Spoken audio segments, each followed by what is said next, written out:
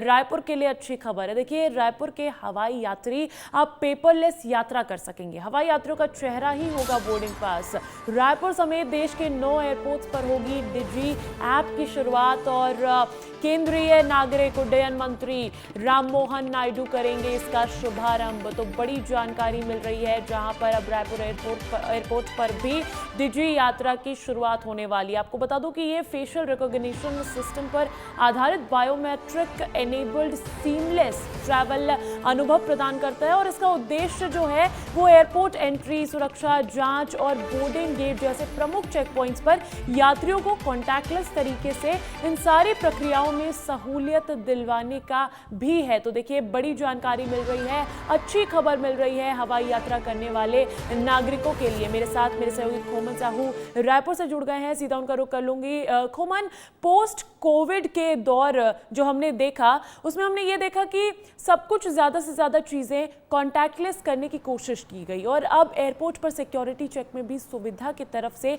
ये बड़ा कदम कहा जा सकता है। क्या सहूलियत इससे मिलेगी? देखिए, बहुत सारे यात्री जो यात्रा करते थे बार बार उनको ये फ़ायदा होने वाला है। इसलिए भी होने वाला है क्योंकि वो एक लंबी प्रक्रिया से होकर गुजरना पड़ता था।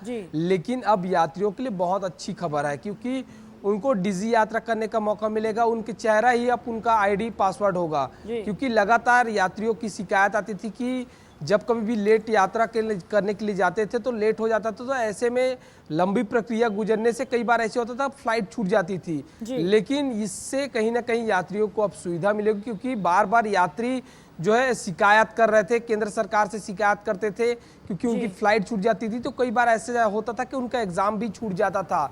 अब कहीं ना कहीं जब पेपरलेस हो रहा है और खासकर छत्तीसगढ़ की बात करो तो स्वामी विवेकानंद एयरपोर्ट में बहुत सारे यात्री हैं।